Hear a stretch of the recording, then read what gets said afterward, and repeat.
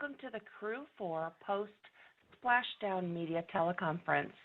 Our event should begin momentarily, and if you are also monitoring the event video, please mute the audio on your TV or computer and listen only to audio from the phone. If you would like to ask a question during the question and answer portion of the briefing, please press star 1 to be added to the queue. If you would like to withdraw your question, press star 2. And do not use your speakerphone when you're asking your question. And thank you. You may begin. All right, thank you, everybody, and welcome to our Return to Earth telecon. We're here from NASA's Johnson Space Center. We just had the Crew-4 astronauts aboard Dragon safely splash down off the coast of Jacksonville, Florida. They splashed down at 4:55 p.m. Eastern Time. NASA astronauts Bob Hines, Kjell Lindgren, and Jessica Watkins, and ESA astronaut Samantha Cristoforetti. Here we have some of the leadership from both NASA and SpaceX to offer opening remarks and then take questions from media. As you just heard, use the star 1 to get in the queue if you want to ask a question. Joining us today, we have Steve Stitch, manager of the Commercial Crew Program from NASA's Kennedy Space Center in Florida, Joel Montalbano, manager of the International Space Station Program here at NASA's Johnson Space Center in Houston, and Sarah Walker, director of Dragon Mission Management at SpaceX. So as I mentioned, we'll do opening remarks, and then we'll go over to questions. And with that, I will hand it over to Steve. Thank you, Dan, and thanks for all the interest and for you being here this afternoon. Super exciting time, a lot of smiles in the control center when I left. We had a real smooth undocking and ride home for the Crew-4 astronauts after spending 170 days on ISS.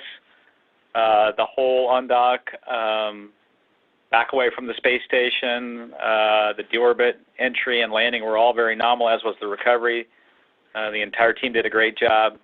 It was our shortest return to date from undock to landing, just under 5 hours. We landed off the coast of Jacksonville at about 4:55 Eastern, which was our target. The winds and seas were well within limits, about 6 knots of wind and 3-foot seas, so it was a great day to come home. These crew handovers for us and commercial crew and for Joel and ISS are really a busy time. It was just last week on October 5th that we launched Crew-5. The crew's already hard at work on the space station. Joel and I got to talk to them yesterday, and they have all smiles still, and they're ready to get to work. And Kjell and the crew also had all smiles yesterday when we talked to them. I know these missions may seem easy, but they're really pretty challenging, and, can't thank our teams for all the hard work, the dedication, and the diligence required to make sure everything's right and ready to go for the missions. The crew's doing great. They got out of the vehicle, and they were smiling when they came out. They'll come back to Houston here tonight, except for Samantha. She'll board a plane and go to Europe. I know they're all excited to be home and see their families based on the conversations that we've had with them. Weather was a big challenge this week. Probably the first time we've experienced dealing with cold fronts. We set up for the opportunity on Wednesday to Tampa to try to come home, and we couldn't get comfortable with that opportunity because of precipitation ahead of the front that came through Florida. Yesterday, we made a really good run at landing at Tallahassee. We knew it would be a little bit difficult. The cold front had passed through, and we thought we wouldn't have any precip or high winds, and we just really couldn't get comfortable with the winds at landing, and so we took it down pretty close, and we decided to wave off before we got through depressing the vestibule and using some of the ISS consumables. Today we set up for the landing at Jacksonville, and the weather predictions were very, very good, and they held firm all day and allowed us to land safely today. So really a huge thanks to our weather team here in Houston and also at the 45th Space Wing. Just overall, a big thanks to the NASA team, the SpaceX team, our international partners, and the other agencies that we work with, including the U.S. Coast Guard, who provides protection for the landing, the U.S. Navy that provided some support for crew rescue for the Crew-5 launch, the U.S. Air Force Detachment 3, who's been doing rescue for us through the Commercial Crew Program, the FAA, the FCC, and all the other agencies involved. A huge thank you. It was a great day today, and now I'll hand it over to Joel. Hey, thank you, Steve, and thank you, everyone, for joining us today. It is awesome to have 4 humans back on Earth following just a fantastic expedition. As Steve mentioned, 170 days on the International Space Station, completing just over 2,700 orbits and traveling over 72 million miles, completing over 250 investigations in the areas of human research, technology demonstrations that we'll need for exploration, as well as completing some of our low Earth orbit commercialization activities. This crew saw the arrival of 5 visiting vehicles and the departure of 6 visiting vehicles. And as we talked about, had an awesome handover with Frank Rubio and the Crew-5 team. And really, when we talked to them yesterday, the smiles on their faces, the Crew-4 guys were just as excited as they were yesterday, as we saw on day 1 of their mission, and we expect the same from Crew-5. Looking forward, we have a busy fall and winter. We have a progress launch scheduled at the end of October, looking at October 26th, followed in early November by the NG-18, currently scheduled for November 6th. We have a SpaceX cargo mission, and we have a number of U.S. and Russian EVAs. With that, let me hand it over to Sarah. Thanks, Joel. Well, just an hour or 2 ago, as you're hearing, we welcomed Dragon and the Crew-4 astronauts safely back to Earth after 170 days docked to the International Space Station. I'll say from my perspective, watching the vehicle data those 5.5 months was delightfully boring while the crew got to do all the exciting work on board ISS. That's exactly how we like it. The Freedom vehicle performed beautifully the whole time, and especially today on the day of its return. So earlier today, Dragon autonomously undocked and performed multiple departure burns to move away from the ISS. And then over the next 5.5 hours or so, it continued its return to Earth. It successfully jettisoned its trunk and closed the nose cone prior to the final deorbit burn. This was actually the fastest return we've done on a crew mission, but on any mission to date, about 5.5 hours. Dragon's reentry into Earth's atmosphere and splashdown was nominal, including the deployment of all 4 main parachutes. And we're just happy to welcome the Crew-4 astronauts home to their family and friends. As always, we stay vigilant and we review all the data from every mission, this mission too. So we're stepping into that kind of standard post-flight process now, and we'll continue to learn and share with our partners as we head into future upcoming missions. So thanks NASA and ESA for your ongoing partnership, for your trust to safely launch and return your crews, and as Steve said, all the agencies that helped us with today's operations. And maybe I'll just end with a personal story. So yesterday I was over at the SpaceX daycare where my 3 youngest children are, and I noticed 2 photos of the Crew-4 crew that were hung proudly in the infant classroom. They're about a foot off the ground, and they're well crinkled from frequent handling. And I just love that Kjell, Bob, Jessica, and Samantha's faces are a part of their daily environment, right? So even the littlest among us can learn from and root for the astronauts that we at SpaceX are proud to serve. So Crew-4, we're glad you had such a productive and meaningful mission on board the space station, and we're all excited now to welcome you home. All right, thank you, Sarah. With that, we'll start our Q&A section. Again, reminder, if you want to ask a question, press *1 to get into the queue. We will start off with Russell Pounds and Pacific Rim Media. Russell? Oh, thanks, folks. And Sarah, great story about the kids enjoying the crew up there. My question today, I think, might be best for Joel. I'm calling from Alaska, and the question's about rural health care and telehealth. And I was curious what you've learned on the station that can support this area of medicine. Thanks. Hey, good question, Russell. You know, one of the things that we've been seeing a real increase on board the International Space Station is been the use of ultrasound by our doctors, looking at the different astronauts' organs and doing medical checks. And the cool thing is we're doing this all remote, right? So you have some guidance from the ground, but the astronauts on orbit, and you can use this for people in remote locations, right? We're just testing it on board space station, but it doesn't have to be in space. You can use this technology for any remote location, and we're in the process of fine-tuning it and getting better and better at this. But what it buys you is you don't have to have a medical doctor. You can just have a medical doctor at a hospital and then directing the patient and taking data. So one of the coolest things I think we're using on board the International Space Station. All right. Next up, we have Marvin Marshall with the Nighttime News Space Report. Marvin. Hi, my name is Marvin Marshall from the Nighttime News Space Report here on Twitch.tv. And now my question is for anyone who might know this. Are there any reports on first meals that were aboard Megan today for the crew? And do you guys know if the astronauts will get to see the Falcon 9 launch tonight if the plan holds? And thank you again. A huge congrats to SpaceX, NASA, ESA on another successful commercial crew mission. Yeah. Unfortunately, this is Steve. I don't know what they're going to eat on Megan.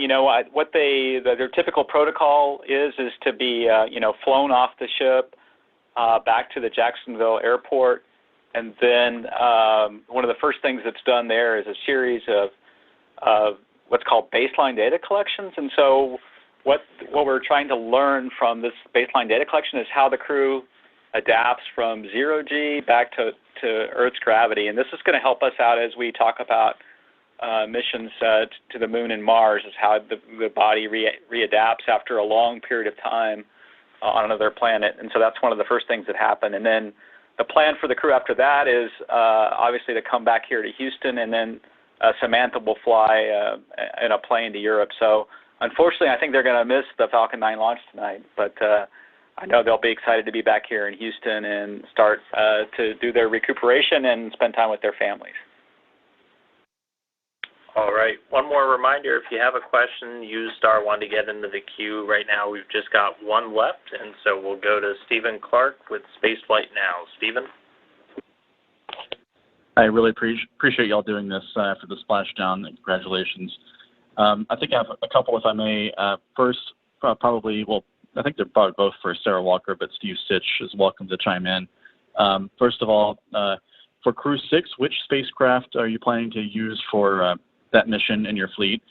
And also wanted to follow up on some questions earlier in the month, I think before the Crew 5 launch, about what you're doing at Pad 40 to prepare for crew and cargo missions. Can you add some color to that? What sort of infrastructure you're building out there, and where that stands in construction right now, and when it could be ready to support first cargo and then crew missions at Pad 40? Thanks. Yeah, I will see the second question about Pad 40. So yeah, we think it's a huge blessing that we have multiple launch sites to launch all of our vehicles from, and we think it'll be a huge upgrade to make Launch Complex 40 also cargo and crew capable of launching Dragon missions instead of just our satellite faring missions. So yeah, we are going to build that capability as quickly as we can. I think sometime next year it should be ready, and you mentioned it exactly. We'll make sure that it is up and ready with all of the cargo certifications first, and then we'll partner closely with NASA to get through all the additional crew certifications. We're hopeful that it will be able to be used very soon in the next year or so, year or two for both. Yeah, and I'll follow on this, Steve Stitch. Yeah, we are very excited about having the crew capability at Pad 40. Eventually, it'll look quite a bit like a typical, launch complex for a crew. It'll have a tower with an elevator so the crew can go up. It'll have a crew access arm. It'll have all the systems needed to support crew and the Dragon spacecraft. It has unique consumables that get topped off at the pad. When we do the dry dress or the exercise with the crew a few days before launch, the team goes in and replenishes oxygen and the nitrox and so forth. So that'll all be there. We're following along with SpaceX. So they've already done a series of design reviews for the various systems for that, and then we're excited this year to get a little bit more into the detailed design, and then for SpaceX to start construction. Let's see, the other question was relative to Crew 6.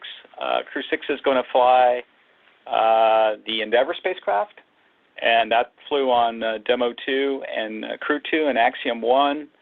And it is starting its processing at Dragonland. In fact, one of the first activities we're in the middle of here is getting the prop system checked out and getting some of the thrusters ready to install. We are already in Commercial Crew working hand in hand with SpaceX to prepare for that flight in the springtime. And in fact, we're going to have a review. In Commercial Crew, we work very slowly. So Monday, we'll have a review to start working on Crew 6.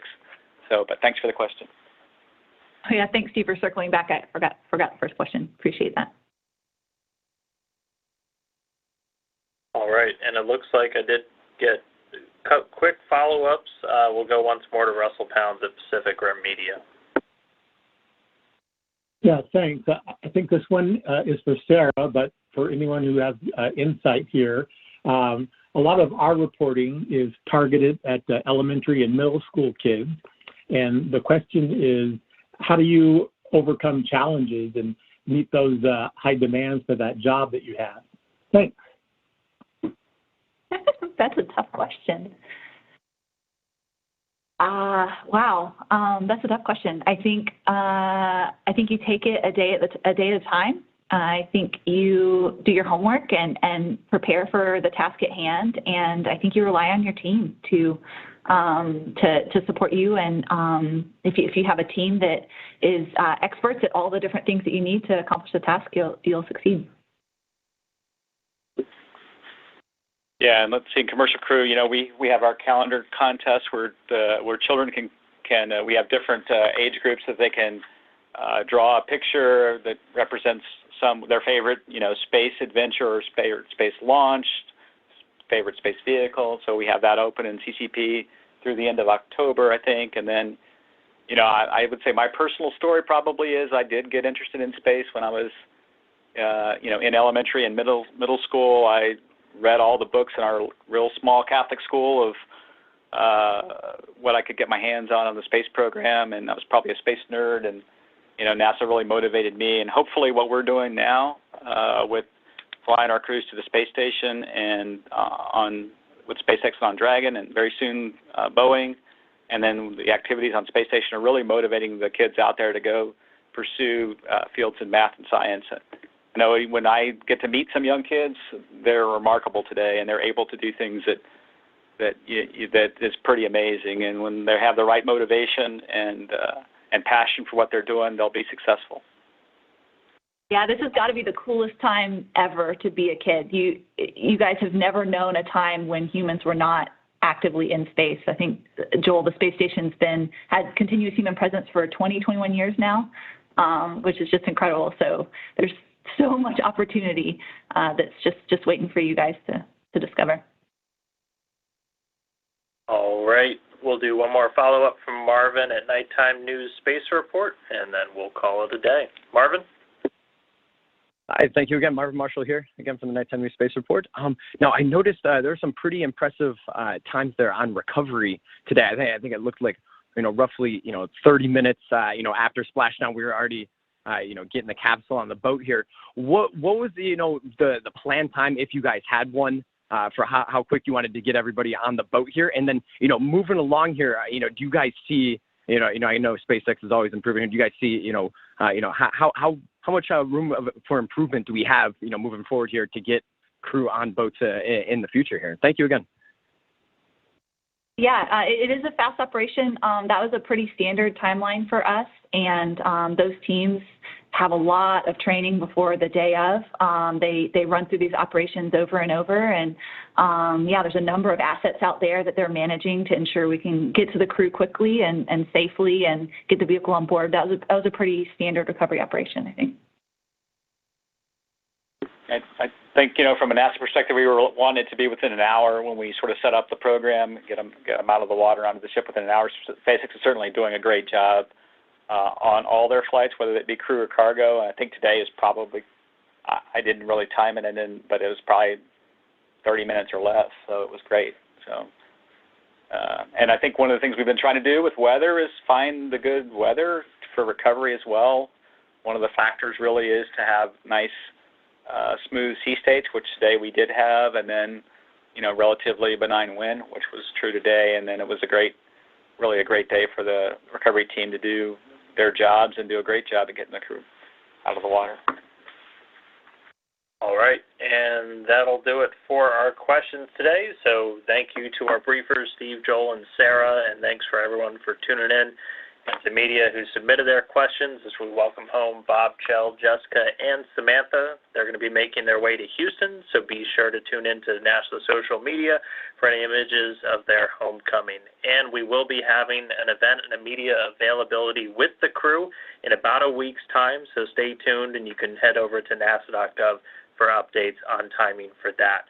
So once more, thanks everybody. Welcome home, Crew-4. That'll wrap it for us. Everyone go off and enjoy your weekend. Thanks. And this does conclude today's conference. You may disconnect at this time.